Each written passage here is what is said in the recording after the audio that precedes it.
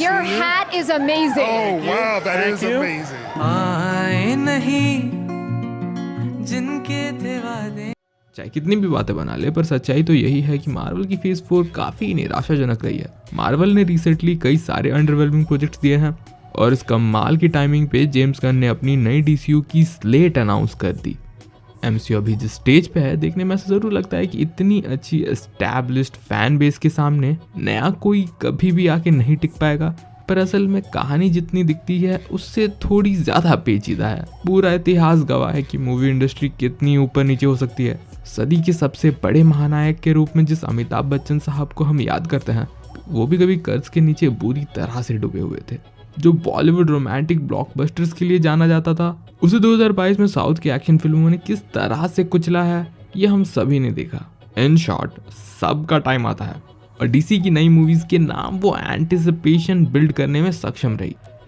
MCU सिर्फ एक बहुत बड़ी एस्टैब्लिश्ड फैन बेस वाली स्टूडियो ही नहीं है फिलहाल। इस पॉइंट पे एमसीयू से लोग अब उब चुके हैं, कुछ नया देखना चाहते हैं, लेकिन ये पूरा साल आगे का पड़ा है जिसमें मार्वल मुझे और हम सभी को शायद गलत साबित कर देगा, पर जब तक वो साबित नहीं हुआ तब तक यही क्लिकबेट चला लेंगे। तो स्वागत है एक बार फिर से इस नए एपिसोड में, जिसमें हम डीसी की टॉप 7 अपकमिंग प्रोजेक्ट्स के बारे में चर्चा करेंगे जो कि एमसीयू की आने वाली मूवी से ज्यादा इम्पैक्टफुल हो सकती है। Number 7, Superman legacy.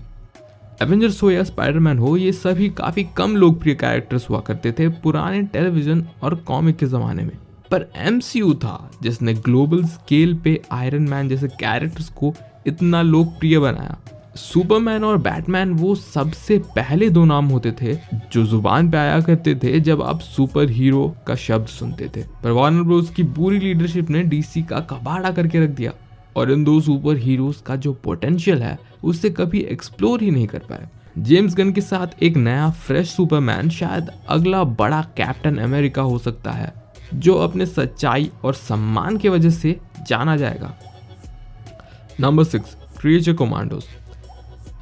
डीसी अपने एनिमेशन फिक्स के साथ पहले ही मार्वल से काफी आगे है और ऐसी पोटेंशियल रखने वाली इंडस्ट्री को जेम्स गन ने अपनी कॉन्टिन्यूटी का हिस्सा बनाकर सबसे प्रॉफिटेबल डिसीजन लिया है।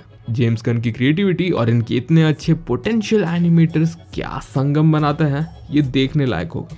मार्वल भी व्हाट इफ के साथ काफी अच्छी एनिमेशन मटेरियल दे चुकी है, तो सीधी सी बात है कि इस शो के स्टैंडर्ड्स उससे सीधा कंपेयर किए जाएंगे, ये पक्की बात है। और अगर वो सही में मार्वल की व्हाट इफ को टक्कर देने में सक्षम रहती है, तो जेम्स गन के डीसी को लेकर जो मास्टर प्लान है उसे सही में दाग देनी पड़ेगी। Number 5, Waller. टीवी सीरीज की बात की जाए तो डीसी की तरफ से करंट कंटिन्यूटी में हमें पीस मेकर देखने मिली, जो कि मार्वल की अब तक की किसी भी सीरीज से लाख गुना बेटर है। ये डार्क है, विटी है और बहुत ही ज्यादा जबरदस्त इंटरेस्टिंग कहानी को सलीके से बताने में सक्षम रहती है। ऐसे में वो पीस मेकर का जादू किस तरह से बरकरार रख पाते हैं वो देखने लायक होगा। और अमांडा वॉलर डीसी की वो पार्ट है जो काफी पहले से ही डीसीयू का पार्ट रही है, और कितने ही लीडरशिप बदले वार्नर ब्रोस में, पर अमांडा वॉलर वही की वही रही, और हार्ले क्विन भी।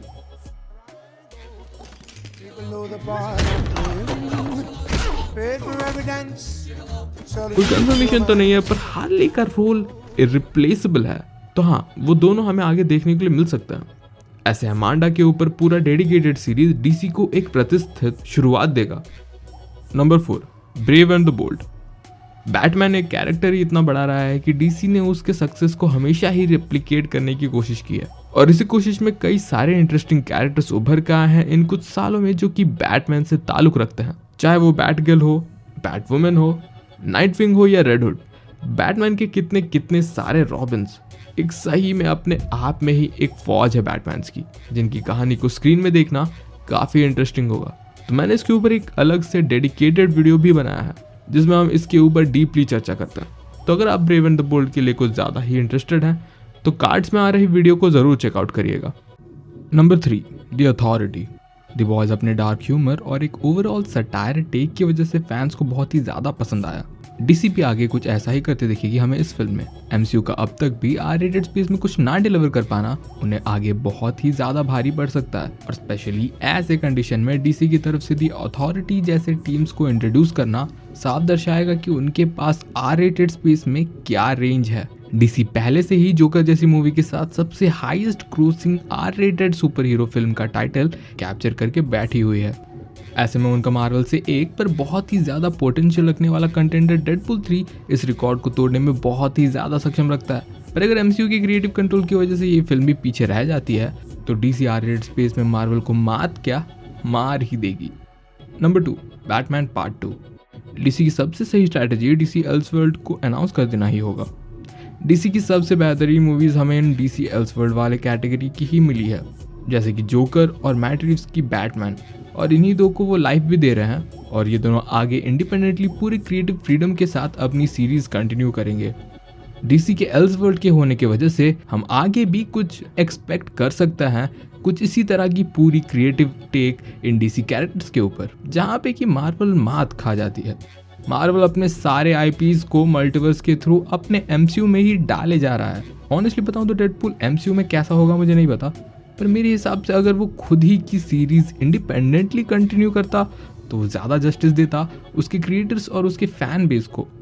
मैट रिव्स की दी बैटमैन ने एक पूरी अलग ही स्ट्रॉन्ग टेक रखी सिनेमाज में। लोगों में जो लहर चली इस नए यंग बैटमैन को लेके वो अलग ही लेवल की थी, और जो बेहतरीन कहानी हमें आर्थर की देखने मिली जोकर मूवी में वो भी एकदम लाजवाब थी। ये डीसी के स्ट्रॉन्ग पार्ट्स हैं जो इंडिपेंडेंटली वार्नर ब्रोस के लिए आगे काफ़ी प्रॉफिटेबल साबित होंगी, पर वहीं मार्वल अपनी आईपीज को लेके उलझी हुई सी लगती है। सभी कैरेक्टर्स का एक ही सिनेमैटिक यूनिवर्स से जुड़े होने के कारण कोई एक मूवी स्टैंड आउट नहीं कर सकती और ना ही किसी एक कैरेक्टर को फिल्म में ढालने की पूरी क्रिएटिव फ्रीडम दी जा सकती है। मैं जोकर पॉल एडुआ के लिए बहुत ही एक्साइटेड हूँ और डीसीयू के लिए भी, पर एंटमैन 3 के बाद एमसीयू की आने वाली सारी प्रोजेक्ट्स को लेकर मैं काफ़ी स्केप्टिकल हूँ। आगे बढ़ते हैं नंबर 1 की ओर, लैंटन्स एक टीवी शो होने वाली है और ये हमें डीसीयू के थैनोस से मिलाएगी। ये सीरीज उस डार्क सीक्रेट को अनकवर करेगी जो पूरे नए डीसीयू को आगे कनेक्ट करेगी और एक बहुत बड़ी इवेंट फिल्म को स्थापित भी करेगी।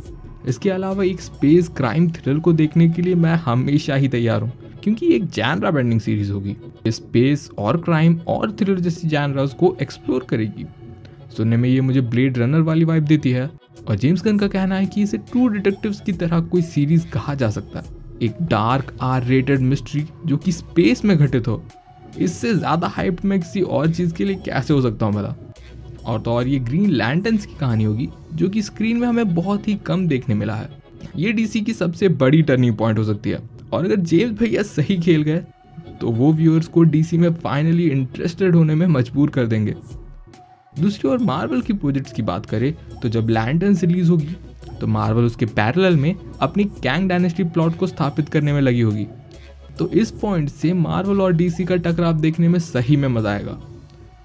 तो अगर आपको ये वीडियो पसंद आए तो चैनल को सब्सक्राइब जरूर करिएगा ताकि हम आपसे बार बार मुलाकात कर सके, और ज़्यादा अपडेट्स के लिए आप हमें इंस्टा पे भी चेकआउट कर सकते हैं। आज के लिए बस इतना ही, मिलता है आपको इसी तरह के एक और बेहतरीन एपिसोड में।